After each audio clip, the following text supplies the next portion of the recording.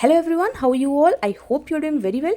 Now this is the day 8th of our to-do list. We have come a long way now and अगर आप honestly अच्छे से follow कर रहे होंगे तो आपको इम्प्रूवमेंट ज़रूर मिलेगी।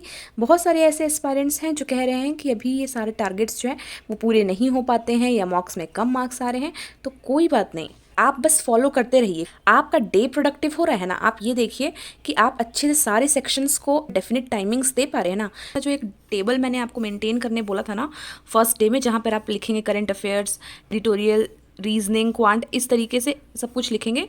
यहाँ आपका डे 1, डे 2, डे 3 इस तरीके से रहना चाहिए, आज का डेट, कल का डेट, इस तरीके से, और इसमें टिक मार्क्स लगने चाहिए।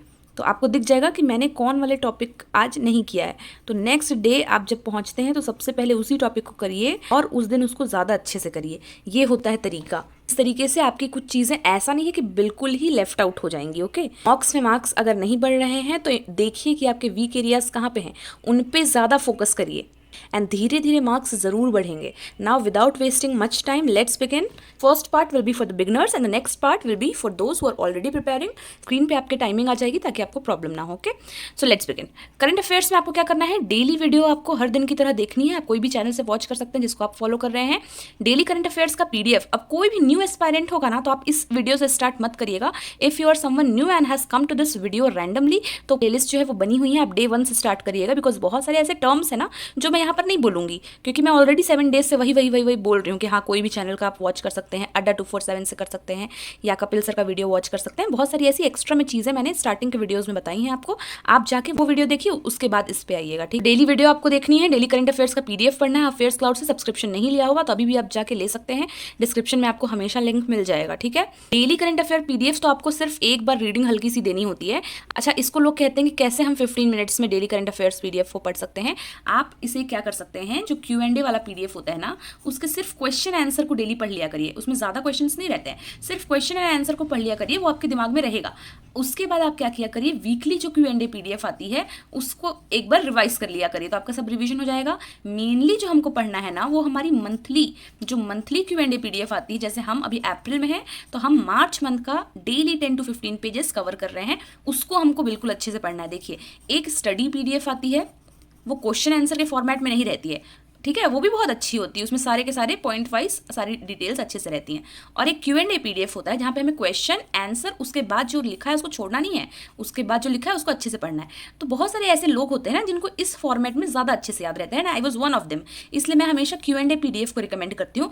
और अफेयर्स क्लाउड में आप जाएंगे तो आपको ये Q&A PDF भी मिल जाएगा, स्टडी PDF भी मिल जाएगा। स्टडी PDF क्वेश्चन आंसर के फॉर्मेट में नहीं रहता, लेकिन बहुत सारे लोगों को वो कंफर्टेबल लगता है, तो आप उसको भी रेफर कर सकते हैं। ठीक है, ऑलमोस्ट दोनों में आपको 300 पेजेस ऐसा ही मिल जाएगा। ठीक है, इस तरीके से पढ़ेंगे तो आपके 15-20 डेज में कवर हो जाता है। अगर आप ज़्यादा पेजेस पढ़ते हैं डेली तो जल्दी कवर हो जाएगा, आप रिवाइज भी कर सकते हैं फिर। ठीक है, और पढ़ते वक्त हाइलाइटर वगैरह यूज़ ज़रूर किया करिए। द हिंदू एडिटोरियल में 2 आर्टिकल्स आपको रीड करने हैं एंड साथ ही साथ आप निमिषा मैम्स के एडिटोरियल एनालिसिस चैनल पे जो एनालिसिस आती है वो भी देख सकते हैं, आपको थोड़ा ईजी होगा आर्टिकल्स को समझने में। ठीक है, और उसके बाद वोकैबुलरी डायरी में अपनी 7 to 8 difficult words with meanings आपको नोट डाउन कर लेना है, और जो पहले आपने नोट डाउन किया हुआ है इस वीक में उसकी रिविजन एक बार कर लीजिएगा, देख लीजिएगा उसको एक बार।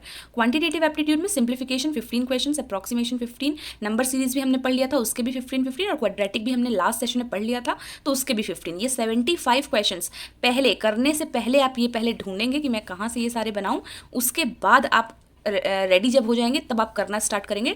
किस चीज़ के साथ, टाइमर के साथ, और आपके ये सारे क्वेश्चंस 40 मिनट्स में हो जाने चाहिए। मैंने आपको मैक्सिमम टारगेट दिया है। ठीक है, एक बार आप जज करिएगा अपने आप को कि आप कितने देर में बना रहे हैं। ठीक है, सोर्सेज आपके बहुत सारे हो सकते हैं, गाइडली के PDF हो सकते हैं, अड्डा 247 के क्विजेस हो सकते हैं, आपके पास मल्टीपल मॉक टेस्ट पहले के बचे होंगे 2021 के, या अभी भी आपने लिया होगा तो बहुत सारे एग्जाम्स के उसमें रहते हैं, मल्टीपल मॉक टेस्ट रहते हैं, तो आप कोई भी यूज़ कर सकते हैं। ठीक है, सोर्सेज आप कोई भी यूज़ करिए लेकिन इसको पहले रेडी रखिएगा।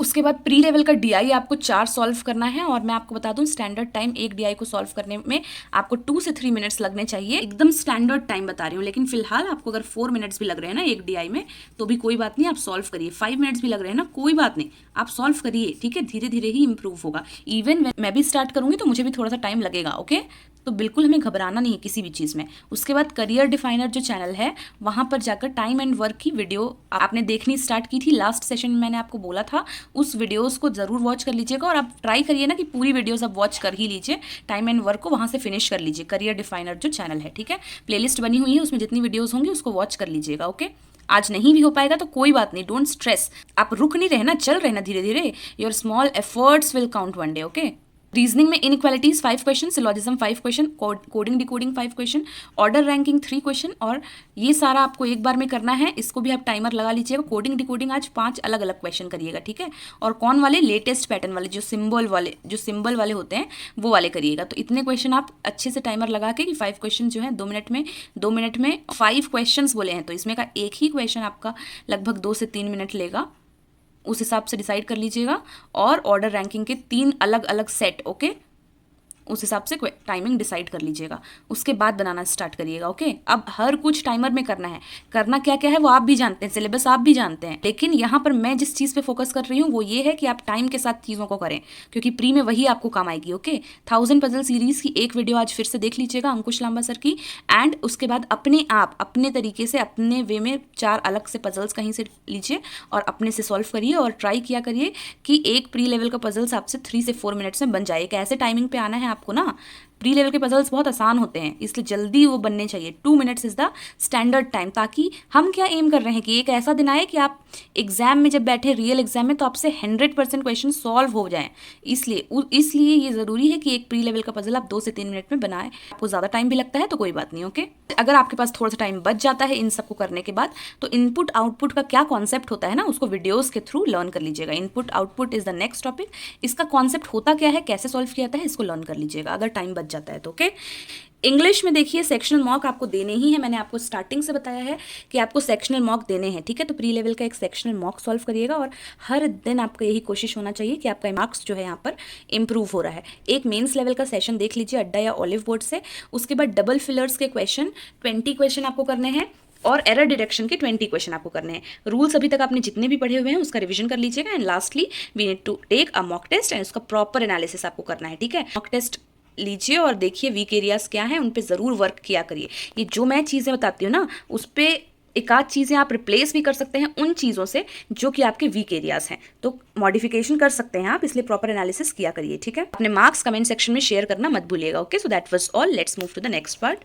Before beginning let me tell you कि अगर आप ECGC PO देने वाले होंगे और आपको बिल्कुल एक डेडिकेटेड प्रिपरेशन करनी है, then this one is for you. In a very special price you are going to get dedicated video classes, live practice sessions, and whole mock test, section mock test, topic GA test, ये सारे को मिला के बहुत ज़्यादा 350 plus mock test आपके लिए available रहेंगे, प्लस 20 लाइव क्लासेस रहेंगे for banking and general awareness. ये जो प्राइस है आपका सिर्फ 2 दिन तक रहेगा, उसके पास प्राइजेस बढ़ जाएंगी। तो जो भी एस्पायरेंट्स ECGC PO को एम कर रहे हैं वो अपनी डेडिकेटेड प्रिपरेशन के लिए ये वाला कोर्स जो है ऑलिव बोर्ड का ले सकते हैं। ओके, लिंक इसका डिस्क्रिप्शन में रहेगा, देख लीजिएगा। For those who are already preparing, so the first thing will be current affairs, daily current affairs का वीडियो आपको देखना है, PDF पढ़ना है हर दिन की तरह, और क्विजेस भी देना नहीं भूलना है, ठीक है। जो भी फ्री टाइम है उसमें क्विजेस दिया करिए, अफेयर्स क्लाउड के ऐप से ही। सब्सक्रिप्शन नहीं लिया होगा तो अभी भी जाके ले लीजिए। अगर आप डे 8 में है तो डे 7 तक आपने क्या किया है, जो मैंने बोला है वो नहीं फॉलो किया है, तो सब्सक्रिप्शन ले लीजिए, वो आपका अल्टीमेट सोर्स है, ठीक है। उसके बाद इन सब के अलावा 15 पेजेस का मार्च Q&A PDF आपको पढ़ना है। मार्च वाला 15 पेजेस मैंने मिनिमम लिखा है, आप अपने अकॉर्डिंग 20-25 पेजेस भी पढ़ सकते हैं अगर आप पढ़ पा रहे हैं तो, ठीक है। एडिटोरियल में 2 आर्टिकल की रीडिंग करनी है, वो कैब और वो कैब का रिवीजन। उसके बाद समराइज कर लिया करिए एक आर्टिकल को खुद के वर्ड्स में, एंड अभी तक आपने जितना समराइज किया है ना इस एक हफ्ते में, उसको आज एक बार नज़र उस पर भी घुमा लीजिएगा, एक बार रिवाइज कर लीजिएगा कि आपने क्या क्या लिखा हुआ है, ठीक है। देखिए, समराइज करने में आपको बहुत प्रॉब्लम नहीं होनी चाहिए, ठीक है। अगर आपको नहीं बन रहा है ना, तो आप क्या करिए कि अपने सामने आर्टिकल को रखा करिए। अब आर्टिकल को देख देख के तो समराइज कर सकते हैं ना, अपने वर्ड्स में समराइज करिए, हल्के फुल्के यहाँ से कीवर्ड्स आप ले सकते हैं, ठीक है। क्योंकि मैं आपको समराइज करने के लिए क्यों बोल रही हूँ, ताकि आपकी एक आदत बन जाए डिस्क्रिप्टिव में, जब आएगा एस्से वगैरह तो आपको कोई भी प्रॉब्लम ना हो, और इंटरव्यू में भी आपके बहुत ज़्यादा काम आएगा, क्योंकि आपके पास इतनी ज़्यादा वास्ट नॉलेज होगी।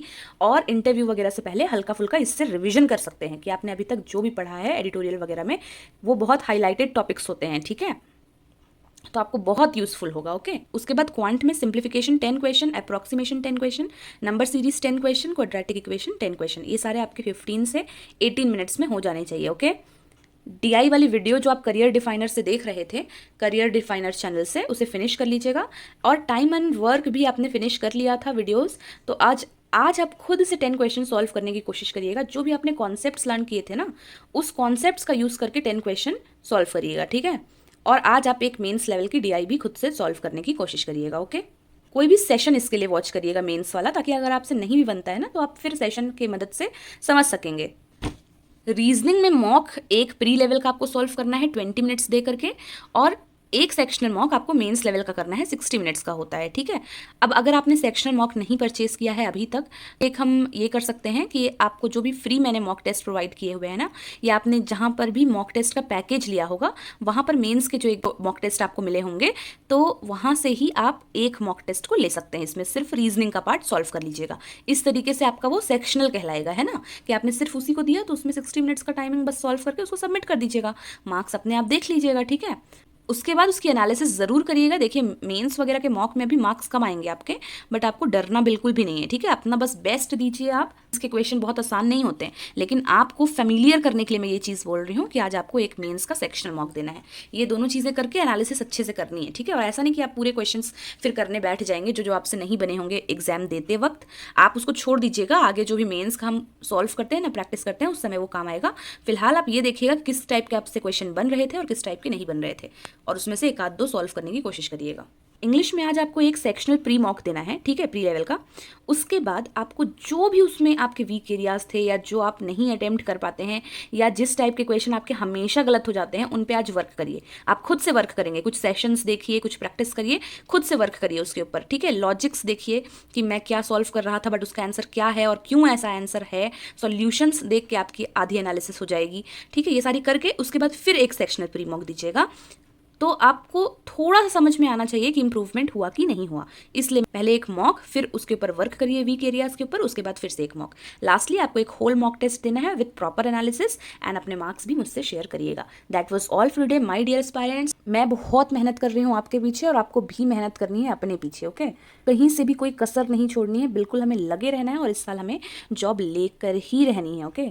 So that was all for today. This is Sabia signing off. See you in our next session. Till then, stay happy, stay blessed, keep learning, and thank you so much for watching.